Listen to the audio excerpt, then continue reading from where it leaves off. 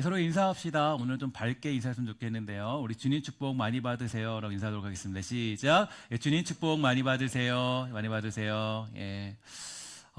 새해를 우리는 이제 두 번 맞이하게 되는데, 이제, 이렇게, 구정을 통해서 또 새해를 맞이하는 거는 조금 다른 의미가 있는 것 같아요. 이제 신년에는 정말 어떤 신년을 맞이한다라는 의미가 있겠지만, 이 구정에는 조금 좀 연휴도 엄청나게 길고요. 또 여러 가지 의미들을 통해서 또 구정은 또 친지들을 많이 만나고 또 많은 관계들을 이루게 되는 그런 시간들로 우리가 또 만나게 되는 것 같습니다. 이제 어제부터 우리는 25년도 설 연휴를 아주 길게 맞이하게 되었는데, 이제 오래 쉬게 되는 분들은 이제 다음 주 주일까지 그냥 쭉 쉴 수가 있게 되어서 굉장히 어떤 그런 또 기쁨을 누리지만, 또 어떤 분들은 또 우리 설날에도 여전히 또 근무를 해야 되고 또 일을 감당해야 되는 분도 계십니다. 그러나 모두가 동일하게 또 하나님이 주시는 은혜와 평강들, 그런 사랑의 마음들이 넘쳐나서 어려움 없게 되기를 주의 이름으로 간절히 소망합니다. 설 연휴는 행복하기도 하지만 여러 사람들을 만나기 때문에 마음이 어려워지기도 하는 때이기도 하죠. 오늘은 이러한 때 우리는 어떤 지혜와 능력으로 사람들을 만나고 그들을 대해야 되는지 생각해보고 깨닫는 시간 될 수 있게 되기를 주의 이름으로 간절히 소망합니다. 사람에게는 여러 가지 성향들이 존재하게 되는데요. 이 성향은 여러 방법들로 정의할 수 있겠지만, 우리 교회는 이제 잘 아는 것처럼 이 한국 진로접선센터 김진 목사님께서 성경적 지식을 기반으로 연구하고 또 개발한 옥타고니스 원리에 따라서 8가지 사고력을 기반으로 또 12가지 성향, 60가지의 역량으로 사람을 파악하면서 분석하고 삶의 지혜를 얻고 있습니다. 이런 원리에 따라서 어느 한 가지 성향에 내가 속해 있다라고 말할 수 있겠지만, 대부분 성향이라는 것은 섞여 있다라고 할 수가 있게 되는데요. 예를 들어서 이 창조형 60%, 추리형 20%, 또 교육형 10%, 이런 사람도 있는 반면에, 어떤 사람들은 제작형 3분의 1, 관찰형 3분의 1, 원리형 3분의 1과 같이 이 복합적인 사람들도 있고요. 또 누군가는 분석형 90%, 생명형 10%인 사람들도 있는 것처럼 사람이 이렇게 다 다르다는 것은 분명합니다. 그러니까 이제 우리들이 이 설날에도 사람들을 많이 만나게 되는데, 만날 때에 누군가를 이해하지 못하고, 심지어는 어머니도 이해 못하고, 때로는 형제들도 이해 못하는 이유가 어디 있냐면, 서로가 다 다르기 때문이에요. 더 같은 사람이 없고 다 다르고, 하나님이 지으실 때부터 전부 다 다른 그런 사람들로 존재하기 때문에 우리는 그렇게 다른 사람들을 만날 수밖에 없는 거죠. 그래서 어려움도 만나고 또 힘든 일도 만나게 되는데, 문제는 뭐냐, 어떤 성향이 좋은 성향이냐 하는 싸움이 아니라 어떤 성향이든 장점과 약점이 있다라는 것입니다. 가장 좋은 것은 자신에게 있는 긍정적인 성향을 잘 사용하고 부정적인 성향을 잘 보완하는 것, 즉 하나님의 은혜로 말미암아 자신의 성향이 잘 사용되기만 한다면 정말 하나님의 백성으로 쓰임받을 수 있다라는 거겠죠. 그래서 우리는 기도해야 되는 것이 뭐냐면, 이 성령의 능력으로 나의 부정적인 성향들은 감추어주고 긍정적인 성향들이 잘 발휘되어서 여러 가지 관계와 일들 속에서 온전히 쓰임받을 수 있도록 우린 기도해야 될 필요가 있습니다. 누군가는 말하기를 이렇게 말하죠. 내 성향은 성령도 못 고쳐. 나는 원래부터 이 모양 이 꼴이야. 이렇게 얘기하는 사람도 있습니다. 그렇지 않아요. 성령의 역사가 일어나면 자신의 강점은 드러나고 자신의 약점은 가리워지게 되는 것입니다. 그런 의미에서 이러한 성향을 가지고 사람들을 접근한다는 것은요, 하나님이 주신 성향에 따라 그 달란트에 따라서 살아가는 사람이 되자는 그런 의미를 담고 있는데, 그렇기 때문에 나의 성향을 잘 아는 것은 굉장히 중요하겠죠. 내 성향을 잘 먼저 분석하여서 주어진 강점 가지고 일하는 사람이 될 수 있다라는 것입니다. 그러면 간단하게 그 성향에 대해서 살펴본다고 한다면, 예를 들어서 이 규범형에서 가장 대표적인 사람이 있습니다. 누구냐면 노아라는 사람이겠죠. 이 사람은 규범형의 대표적인 사람인데요. 규범형은 규칙을 지키는 것을 굉장히 좋아하고 그것이 그의 강점이 되는 사람입니다. 그러니까 이 노아라는 사람은 이 하나님께서 명령하신 대로 이 자신에게 주어진 일들을 매우 규칙적이고 반복적으로 그 일을 오랜 시간 동안 이렇게 감당할 수 있던 것입니다. 하나님은 그렇게 이제 그에게 가르쳐 주셨고 그 지겨운 일을 노아에게 감당하게 하셨는데요. 물론 제가 특별하게 그 노아라는 사람을 검사해 보진 않았지만, 이 노아는 이제 아마도 이 고정적 수직적 사고력도 매우 높은 사람이었다라고 판단되는데, 그런 어떤 사고력들은 권위에 굉장히 순종을 잘하니까 하나님의 말씀이라면 이제 이런 겁니다. 지금 비도 오지 않는 상황에 하나님 뭐라 그래요? 이제 얘기하는 거죠. 야, 방주를 지어라. 비가 오면 괜찮은데 비도 오지 않아요. 그럼에도 불구하고 이 방주라는 것을 짓는 역할을 감당할 수 있던 이유는 하나님에 대한 신뢰, 그러니까 어떤 권위에 대한 신뢰가 굉장히 뛰어난 사람이었기 때문이에요. 또한 그는 방주 안에서 어떤 일을 감당했나 보니까요, 이 동물들을 계속적으로 돌보는 역할을 하지 않았습니까? 그러니까 아마도 이 노아에게는 이 생명을 사랑하는 이 생명형적인 성향이 그에게 있었을 것입니다. 그러니까 이 노아는 자신의 성향인 규범형, 생명형을 통해서 심판과 위기의 때에 쓰임 받는 사람이 될 수 있던 것이죠. 근데 만약에 이 노아가 이제 소통형이었다면은 어떤 결과를 일으키게 되었을까요? 소통형들의 가장 두드러진 특징이 있는데요. 이 소통형들은 수평적 사고력이 높아서 이 관계가 깊지 않은 대신에 대인 관계가 굉장히 좋습니다.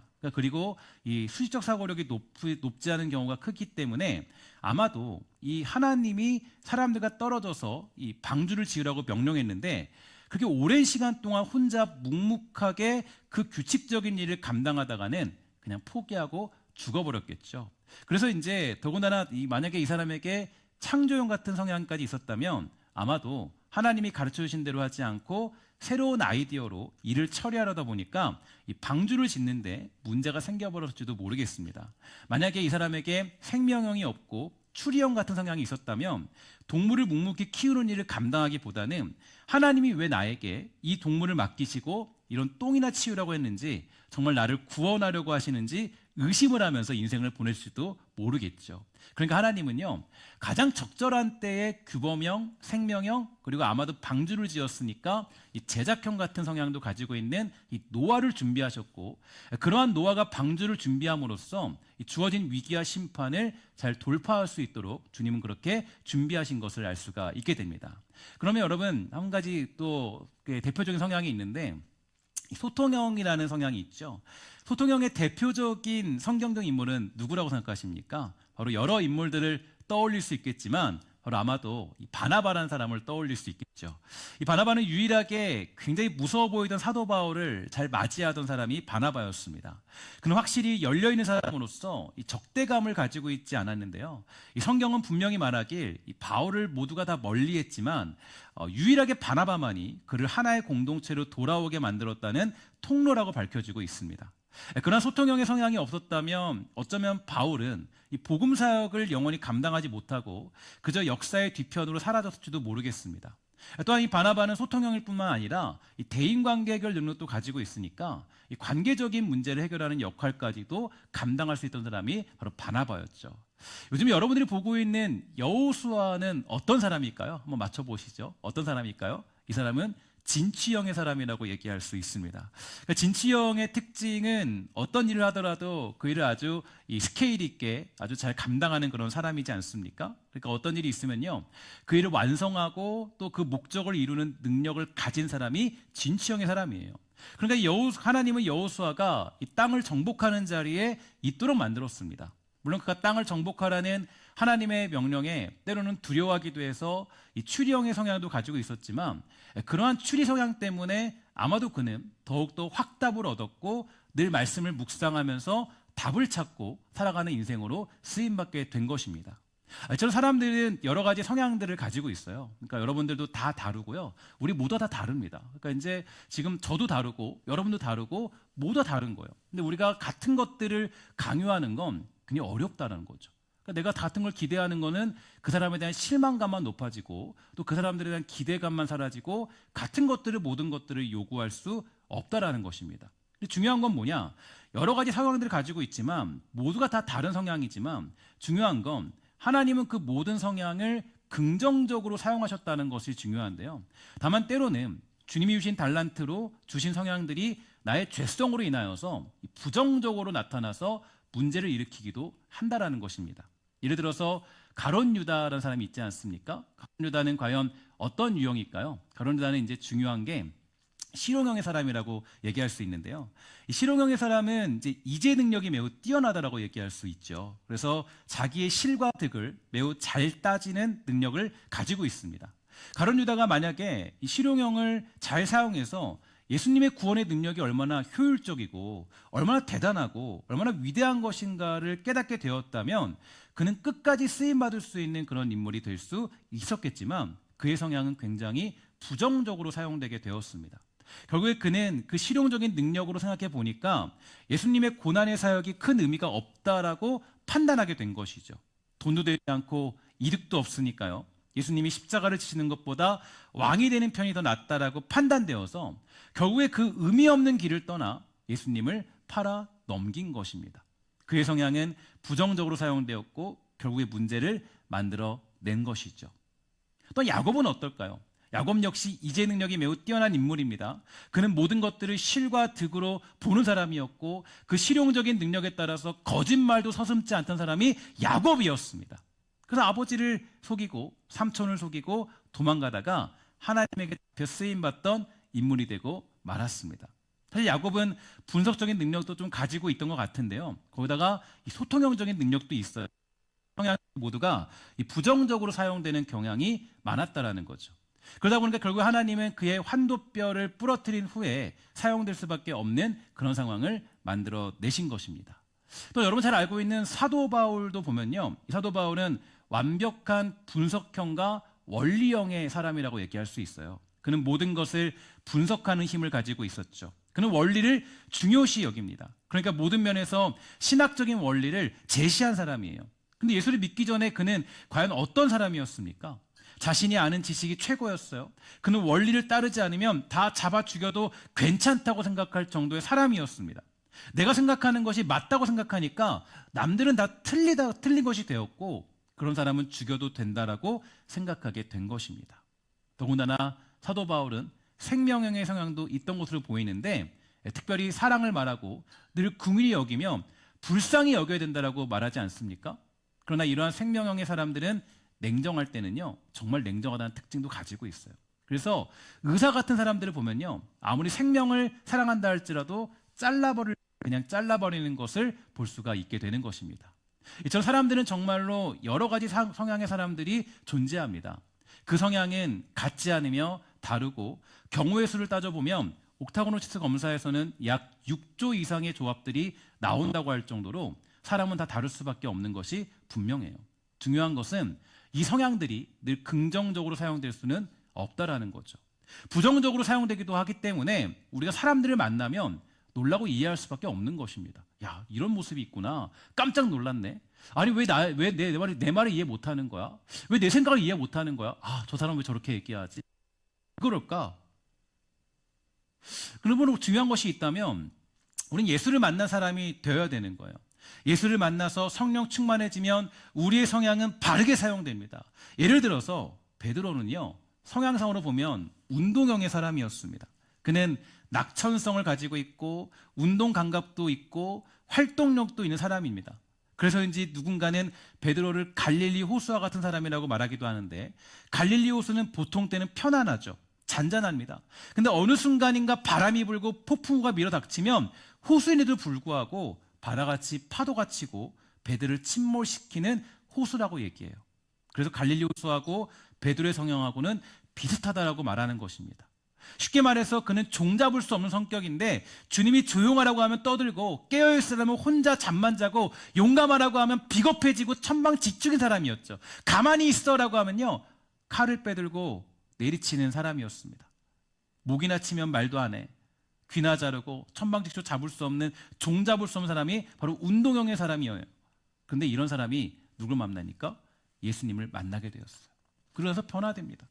베드로의 스토리에서 알 수 있는 것은 그가 갈릴리 가버나움 사람이라는 것, 어부였다라는 것, 형제 가운데 안드레가 있다라는 것, 아버지 이름이 요한이라는 것, 자기와 같은 동네 사람 중에 친구 동역자가 요한과 야고보였다라는 것, 별로 공부는 많이 못했던 사람, 그 사람이 바로 예수님을 만나게 된 것입니다. 그런데 그가 예수님을 만났어요.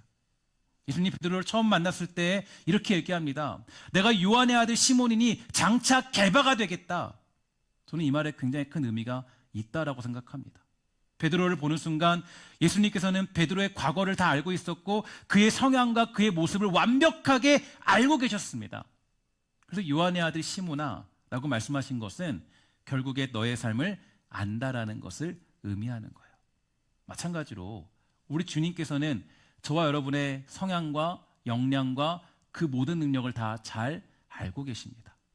내 성향이 무엇이고 약점이 무엇이고 장점이 무엇인지, 나의 삶은 어떻게 누군가에게 나의 삶에 영향을 끼치게 되었는지 다 알고 계신 분이 우리 하나님 되세요. 사형리의 첫 번째 내용이 무엇입니까? 함께 다 같이 읽어보도록 할게요. 시작. 하나님은 우리를 사랑하시고 우리를 위한 놀라운 계획을 가지고 계십니다. 아멘.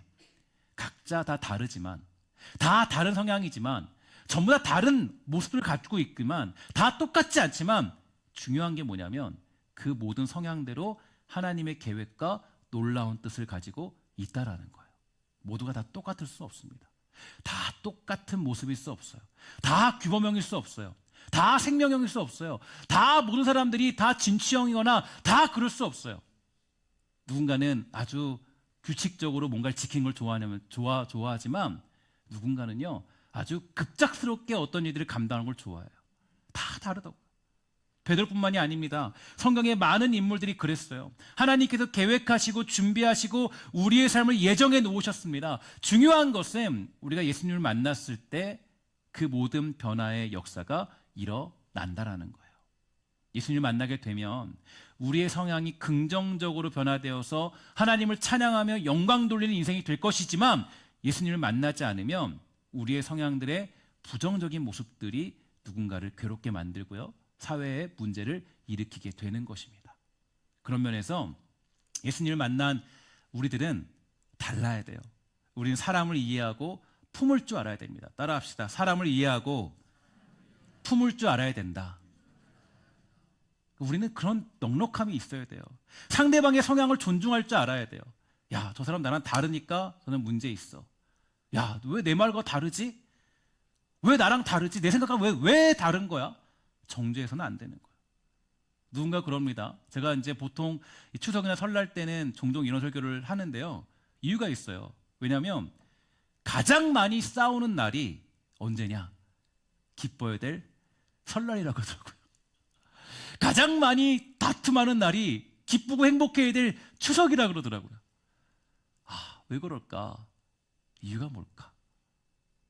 가족끼리 갈라지는 이유도 보니까요, 추석과 설날 때 갈라지는 경우 되게 많더라고요.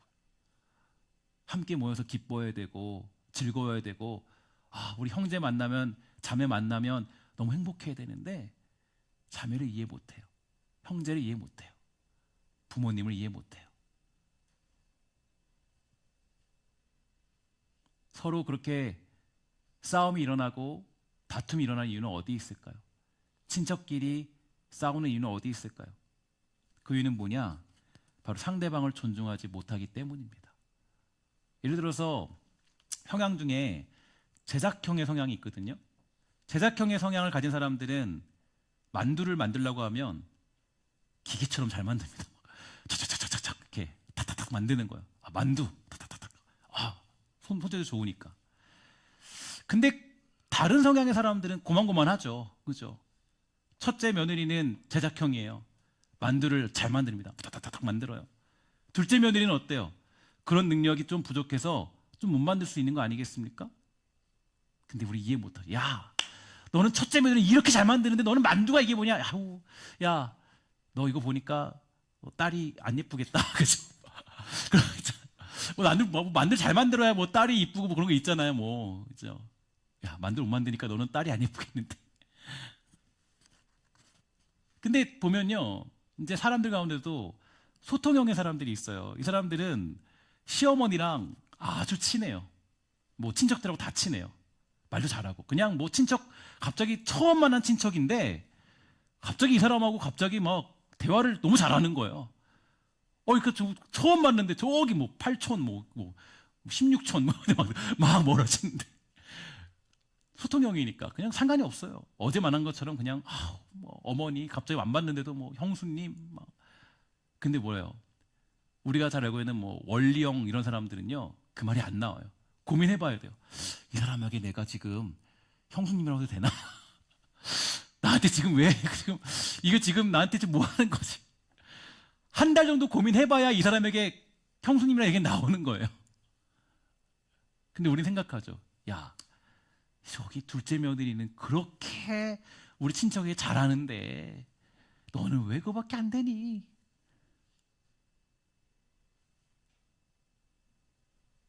또 시어머니가 만약에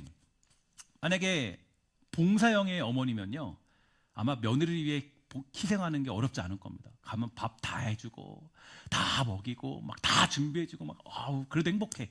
봉사하는 게 너무 좋으니까 너무 행복해. 밥 차려도 행복해요. 근데 이제 뭐 교육형 뭐 이런 분들은 이제 가르치죠. 막 야 가르치고 계속 가르치면서 그러니까 이제 서로 고부간 갈등이 일어나는 거예요. 그러니까 뭐냐면 우리가 서로가 이해가 되지 않는 이유가 어디 있느냐. 이게 이제 물론 저는 이렇게 생각해요. 신학적으로 생각했을 때는 우리가 이제 이 모든 성향들을 다 조합해 보면 이제 아마 하나님의 성품을 이야기하는 거 아닐까 생각이 드는데요. 뭐가 옳은 건 모르겠습니다. 하여튼 모든 성품을 가지고 있는 것들이 하나님이 주신 성품인데, 근데 이 성품 가운데 우리가 죄로 인해서 부정적인 모습들이 드러나는 거거든요. 서로가 이해가 되지 않고 화를 내고 짜증내고 원망하고 불평하고 그러다 보니까 싸움이 일어나는 거 아니겠습니까? 그러므로 우리가 이런 설날 때나 사람을 많이 만날 때는요, 뭘 해야 되느냐? 예수를 만난 우리들은 그 모든 성향들을 존중하는 넉넉함이 필요한 것입니다. 그러니까 저는 이게 되게 중요하다고 생각해요. 그러니까 내가 만약에 이런 걸 모르면, 하나님이 우리에게 주셨다는 걸 모르면, 왜 그럴 수 있어요? 아니 우리 다 똑같아야지, 전부 다 똑같이 다 해야 되는데 왜 그러지? 라고 얘기해야 되겠지만, 하나님이 다 각자 다른 모습을 줬기 때문에 우리는 그 사람들을 이해할 줄 아는 능력이 필요한 거예요. 약점을 존중할 줄 알아야 됩니다. 이해할 줄 알아야 돼요. 부정적인 성향의 모습이 드러나도 그 사람들을 감쌀 줄 알아야 돼요. 그게 바로 우리가 여러 가지 관계들 속에서 해야 될 일들이 되는 것입니다. 적어도 우리 신성교회 다니는 분들은 이러한 넉넉한 이해들이 필요하다라고 생각합니다. 최근에 그 옥타고노시스 이 컨설팅을 통한 이 팀빌딩을 진행했거든요. 그러니까 이제 보면 우리 그 송세라 사모님이 굉장히 고생을 많이 하셨는데, 팀빌딩을 통해서 얻은 것은 뭐냐면 이런 거였어요. 서로의 다름을 인지하는 것. 서로 다르구나. 서로 다르구나. 그 다름을 통해서 정죄하지 말고 받아들이자는 거예요. 그러니까 서로 다르니까 그거 가지고 우리 이렇게 뭐 하는데, 이게 좀 달라요. 속도가 달라요. 완전히. 속도가 달라요. 진취형의 사람들은요, 지금 당장 막 해야 돼요. 지금 당장 있는 일 있으면요, 이 일 바로 끝내버려야 돼. 바로 지금. 근데 조금 원리형 뭐 이런 사람들은요, 좀 늦게 가야 돼. 연구해야 돼. 다르거든요. 그러니까 제가 팀빌딩을 통해서 보니까 똑같은 사람이 없어요. 다 달라요. 다 달라요. 다름을 통해 정죄하지 말고 받아들이자는 거예요. 약점을 이해하자는 거예요. 그게 팀빌딩을 진행하고 나서 얻게 된 유익은 각자의 역할에 해야 될 일들이 있다라는 것입니다. 하나님은 각자에 맞춰서 성향을 나누어 주셨고, 그 성향으로 인해서 그들은 한 팀으로 부름받게 된 사실을 깨닫게 되었습니다. 로마서 14장 13절에 보니까 우리가 이런 것을 이해했다면 이런 말씀들이 필요할 것입니다. 함께 다 같이 읽도록 하겠습니다. 시작. 그런즉 우리가 다시는 서로 비판하지 말고 도리어 부딪힐 것이나 거칠 것을 형제 앞에 두지 아니하도록 주의하라. 아멘. 로마서 15장 1절입니다. 우리가 반드시 필요한 말씀이에요. 함께 다 같이 읽도록 하겠습니다. 시작. 믿음이 강한 우리는 마땅히 믿음이 약한 자의 약점을 담당하고 자기를 기쁘게 하지 아니할 것이라. 우리 각 사람이 이웃을 기쁘게 하되 선을 이루고 덕을 세우도록 할지니라. 아멘. 우리 각 사람이 이웃을 기쁘게 하되 뭐가 있어요? 선을 이루고 덕을 세우도록 할지니라. 어떻게 하면 선을 이루고 덕을 세울 수 있을 것인가? 우리는 그저 나의 성향을 통해서 이러한 일들을 감당하는 자리에 있으면 되는 것입니다. 누군가의 성향을 비판하거나 정죄하지 아니하고 인정하고 받아주는 것, 그게 우리가 해야 될 일 아니겠습니까? 특별히 중요한 것이 있다면 우리는 이번 설날을 통해서 나의 부정적인 성향이 드러나지 않고 긍정적인 성향들이 발현될 수 있도록 힘써야 될 것입니다. 그렇게 되도록 하기 위해서 첫째로 우리는 나의 약점을 가지고 주님께 나아가는 모습이 필요해요. 여러분 다 아실 거예요. 내 약점이 뭔지, 내가 어떤 문제를 갖고 있는지, 내가 어떻게 누군가를 힘들게 만드는지, 내가 어떻게 누군가를 어렵게 만드는지, 내가 어떻게 상대방을 정말 구석으로 몰아넣는지 아마 여러분의 약점을 다 알고 있을 겁니다. 물론 나의 모든 약점을 다 알 수는 없습니다. 나의 성향이 누군가에게 늘 좋게 비춰질 수는 없을 거예요. 그러나 그 약점이 드러나지 않도록, 상처 주지 않도록 기도할 필요는 있어요. 또한 나의 부정적인 성향이 많이 존재합니다. 그렇다라는 것은 바로 하나님의 도우심이 필요하다는 것을 의미해요. 성경에 등장한 인물도 마찬가지입니다. 많은 사람들이 다 부정적인 성향에 노출되어 있던 사람이었죠. 그러나 하나님을 만나자 그 약점이 사라지고 강점들로 쓰임받는 인생이 되지 않았습니까? 주님 앞에 나아간 사람들을 보면요, 장점 가지고 나아간 사람이 누가 있어요? 다 깨지고 무너져서 정말 하나님 앞에 은혜 구하고 항복하면서 주님께 은혜를 구하는 것입니다. 그러므로 예수 믿는 우리는 나 자신의 부정적인 모습을 버리고 온전한 모습으로 긍정적인 성향으로 쓰임받기를 간구할 필요가 있다는 거예요. 두 번째로 자신의 성향도 하나님이 주신 것임을 인정할 줄 아는 믿음도 필요합니다. 하나님은 저와 여러분에게 가장 적당한 성향과 그 능력을 허락해 주셨습니다. 이상한 것이 아닙니다. 분명히 성경은 우리에게 하나님께서 각자에게 맞는 달란트를 주셨다라고 말해주고 있죠. 그 달란트는 각자 각각의 것입니다. 모두가 다르고 모두가 자기에게 하나님께서 선물로 주신 성향들을 가지고 있어요. 그러면 우린 나 자신의 성향을 알고 그 성향대로 자기 능력을 10분 발휘하기 위해서 힘쓸 필요가 있다는 거죠. 예를 들어서 삼손이라는 사람이 있는데, 삼손은 보니까요, 제가 분석해 보니까 운동형의 사람인 것 같아요. 이 사람은요, 힘으로 쓰임 받아야 돼요. 뛰고 달리고 움직이고. 하나님의 능력을 나타내는 방법이요, 이렇게 막 힘으로 쓰임 받고 막 움직이고 막 싸우고 이렇게 해야 됩니다. 근데 그 사람이 그 주어진 성향대로 쓰임 받지 않고 뭐 했냐면요, 연구했어요. 막 연구하거든요. 막 연구하고 몰두하고 수수께끼 내고, 그러니까 막 결국 속아 넘어가잖아요. 들릴라가 삼손을 유혹합니다. 그렇게 유혹하면 운동형은 그저 자기 성향대로 믿음이 이기네라고 하면서 단칼에 자기 성향대로 그 유혹을 거절하면 그만 아니겠습니까? 근데 막 머리 써요. 머리 쓰고 이렇게 하고 저렇게 하고. 그러니까 어때요? 그러니까 막 눈 뽑히고요, 잡혀가고 막 노예처럼 쓰임받고. 그러니까 여러분, 우리가 중요한 건요, 우리는 나의 약점이 잘 다스려지고 나의 강점이 잘 쓰임받기 위해서 기도해야 돼요. 하나님, 내 성향대로 나에게 주어진 자리에서 내가 정말 빛을 발하고 평안을 주는 그런 메신저 역할을 해달라고 기도할 필요가 있는 것입니다. 마지막 세 번째로, 무엇보다 성령의 충만하심으로 채워지는 인생이 될 필요가 있습니다. 성령의 충만함은 우리의 성향을 가장 잘 빛내주는 무기, 도구와 같다고 할 수 있는데, 성향은 다 다르지만 성령의 충만함으로 나타나는 성품은 다 똑같습니다. 되게 중요한데, 제가 말씀드린 원리는 이거가 되게 중요해요. 성향은 다 다르지만 하나님이 우리에게 말씀하신 성품, 성령 충만으로 인해서 나타나는 성품은 다 똑같아요. 갈라디아서 5장 22절과 23절에 보면 모두가 똑같이 나타나는 성품이 있죠. 여러분들에게 이런 성품이 나타나야 됩니다. 함께 다 같이 읽도록 하겠습니다. 시작. 오직 성령의 열매는 사랑과 희락과 화평과 오래 참음과 자비와 양성과 충성과 온유와 절제니 이 같은 것을 금지할 법이 없느니라. 아멘. 그러니까 내가 성향대로 쓰임받는 방법은 이 성품들이 내 삶 가운데 바르게 나타날 때, 그때 바로 뭐냐?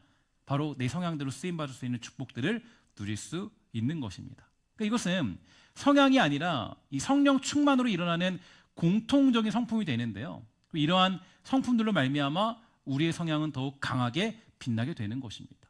그래서 무엇보다 우리는 성령 충만하기를 간구해야 돼요.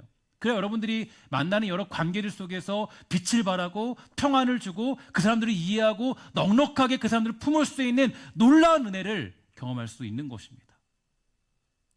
때로는 우리가 아들도 딸도 품지 못할 때도 많이 있지 않습니까? 때로는 어머니와 아버지도 이해하지 못할 때도 너무나 많이 있어요. 그러나 여러분, 축복하는 것은 이번 설 명절을 통해서 여러분의 성향이 아주 아름답게 빛나고 넉넉하게 품어줄 수 있는 그런 믿음의 모습들이 여러분 삶 가운데 두드러지게 나타나게 되기를 주의 이름으로 간절히 축원합니다. 최근에 우리 교회 많은 분들이 자기 성향대로 쓰임받기 위해서 검사를 받으셨고, 또 벌써 이제 아주 그 우리가 짧은 시간 동안에 한 50명 정도를 이제 상담을 벌써 거쳤습니다. 굉장히 많은 사람을 상담을 했죠. 상담을 하고 컨설팅을 진행했는데 그 조금 점검해 보니까요. 여러분 한번 제가 질문 한번 던져볼게요. 우리 교회에 가장 많은 비중의 성향은 뭘 것 같습니까? 뭘 것 같아요? 추측해 보시죠 한번. 뭘 것 같습니까? 예, 어떤 거요? 아, 소통형 같은 것들. 아, 소극적인 성향, 그죠? 그런 것도 있을 수 있고요. 예, 또 뭐가 있을까요? 예. 예, 봉사형, 예, 봉사형도 있고 많은 성향들이 있는데 저희 교회에서 가장 많은 성향이 두 가지가 두드러지게 있었습니다. 첫 번째로는 뭐냐면 규범형이에요. 규범형. 규범형이 있었고 또 한 사람은 생명형의 사람들. 그러니까 규범형은 뭐냐면 규칙 지키는 걸 좋아하거든요. 탁탁탁탁. 그러니까 매주 그냥 예배 나오는 거 그게 자기의 삶이에요. 그냥 이거는 뭐 눈이 오고 비가 와도 그냥 내가 지키는 거예요. 이게 뭐 그렇게 어렵지 않아요. 그게 규범의 사람들이 거의 대부분 사람들이에요. 또 한 가지가 뭐냐면 우리 교회 보니까요. 검사해 보니까 이 생명형의 사람들이 많이 있더라고요. 생명형. 그러니까 규범형과 생명형이 있는데, 그러니까 규범형은 이제 매우 그 반복적인 거를 잘 지키는 반면에 또 한 가지 단점이 있는데요. 여러분 이 단점의 성향이 좀 조심해야 됩니다. 규범형들은 누군가 위에 군림하는 걸 좋아합니다. 그래서 규범형은 누군가 위에 좀 군림해서 위에서 조금 이렇게 조금 다스리는 걸 좋아해요. 그래서 여러분 규범형은 조금 그런 단점들이 있으니까 조심하되, 또 규범형은 뭐냐면 아주 그냥 우리도 보면 코로나 때도 그렇고요. 뭐 우리는 그냥 흔들림 없잖아요. 그냥 늘 그렇잖아요. 생명형의 사람들은 이제 생명을 매우 사랑하죠. 매우 아끼고 매우 정말 어떤 어려운 일 있으면요 잘 돕고. 보면 우리 작년에도 보면요 우리가 그 탄자니아의 우물 파기 딱 하니까 정말 많은 분들이 너무나도 후원해 주셨어요. 그러니까 우리는 이 생명의 성향이 되게 두드러진 것 같아요. 근데 이제 생명의 사람들이 어느 순간 아주 그냥 냉정할 때는 팍 냉정해지는 게 있거든요. 이런 어떤 단점들이 있으니까 이런 모습들을 조금 우리가 조금 극복한다면 굉장히 우리가 또 하나님 앞에 온전히 쓰임 받을 수 있는 교회가 될 수 있을 것이라고 생각합니다. 그럼 중요한 건요. 하나님은 각자에게 다 달란트와 성향을 주셨습니다. 다 달라요. 그러나 중요한 건 우리는 그 달란트, 그 성향이 온전히 쓰임 받기를 기도할 필요가 있다라는 것입니다.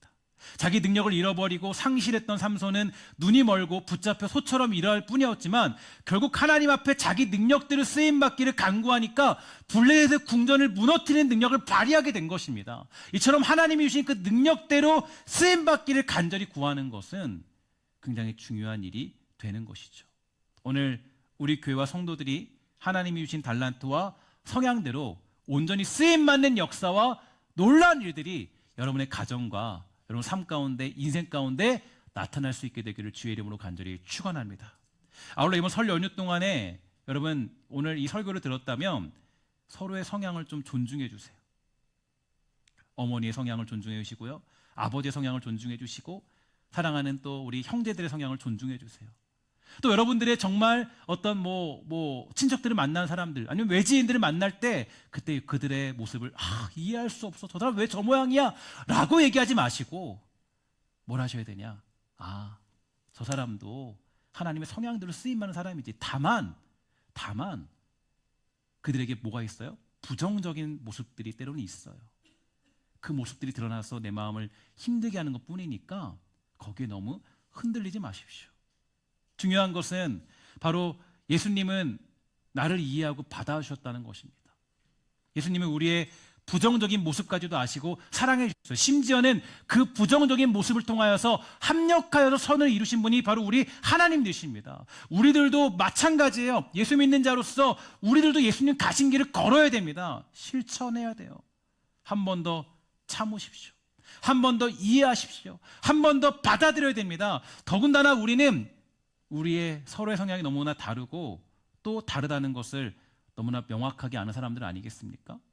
저 사람은 절대로 이해할 수 없어. 그것이 아니라 우리가 가져야 될 메시지가 하나 있다면 바로 이것입니다. 따라합시다. 성향 존중. 시작. 성향 존중. 그 사람의 성향을 존중해 줘야 돼요. 쉬운 말로는 그럴 수도 있지. 그럴 수도 있지. 우리에게는 너무나 필요한 모습이에요. 또한 나의 온전한 성향대로 사람들을 섬길 수 있도록 기도하십시오. 그리고 그렇게 쓰임받을 수 있도록 구하십시오. 오늘 우리가 보는 본문은 분명히 말해줍니다. 다시 한번 읽습니다. 시작. 아무 일이든지 다툼이나 허영으로 하지 말고 오직 겸손한 마음으로 각각 자기보다 남을 낮게 여기고 각각 자기의 일을 돌볼 뿐더러 또한 각각 다른 사람들의 일을 돌보아 나의 기쁨을 충만하게 하라. 아멘. 예수님이 바로 이러한 일을 행하셨습니다. 예수님은 누군가를 정죄하지 아니하시고 그들을 돌보시며 함께 하셨습니다. 우리도 이러한 마음을 품어야 돼요. 다시 한번 읽습니다. 5절 말씀입니다. 시작. 너희 안에 이 마음을 품으라. 곧 그리스도 예수의 마음이니. 아멘. 쉬운 성경으로는 이렇게 얘기하고 있어요. 예수님처럼 생각하고 행동합시다. 예수님은 허물 많은 베드로도 받아주셨고 허물 많은 베드로도 받아주셨고 그 모든 제자들을 다 품어주셨습니다. 나아가 나의 성향이 주어진 그 자리를 아름답게 만드는 힘이 있기를 기도한다면 하나님은 여러분에게 말과 지혜와 능력을 주시고 감당할 능력을 허락해 주시는 줄 믿습니다. 그래서 여러분들이 만나는 모든 사람마다 예수님의 살아계심과 하나님의 놀라운 신실하심, 그분의 놀라운 능력들을 쓰임받는 평안함들이 여러분의 가정과 여러분의 일터와 여러분의 곳곳 가운데 울려 퍼지는 역사가 있게 되기를 주의 이름으로 간절히 축원합니다. 기도하도록 하겠습니다. 하나님 감사합니다. 이 땅 살아갈 때 우리를 불러주시고 우리 각각의 성향대로 쓰임받게 하시니 주님 참으로 감사합니다. 때는 우리가 나의 성향은 인정하면서 다른 사람의 성향은 인정하지 못할 때가 많이 있습니다. 야, 그 사람은 문제 있어? 그 사람은 정말 별로야? 그 사람의 성향은 정말 문제가 있다라고 얘기하는 경우도 정말 많이 있지만 주님 돌봐오시 원하는 것은 우리가 넉넉하게 사랑하는 친척들을 품어내고 사랑하는 지인들을 품어내며 사랑하는 사람들을 품어낼 수 있는 복된 마음이 있도록 주여 돌보아 주시옵소서. 그 사람을 정말 존중하도록 허락하여 주옵시고 사랑하는 만나는 모든 사람들의 언어와 또 그들의 행동과 그들의 말들과 그들의 모든 것들을 성향대로 이해할 수 있는 넉넉한 마음들을 주여 돌보아 주시옵소서. 찬양의 고백처럼 허물 많은 베드로도 받아주셨던 예수님의 그 넉넉한 마음들이 사랑하는 우리 성도들에게 있음을 말미암아 그들을 받아주는 놀라운 역사가 일어나는 그런 시간 되도록 설 명절을 지켜주시고 주여 돌보아 주시옵소서. 모든 말씀 예수님의 이름으로 간절히 기도합니다. 아멘.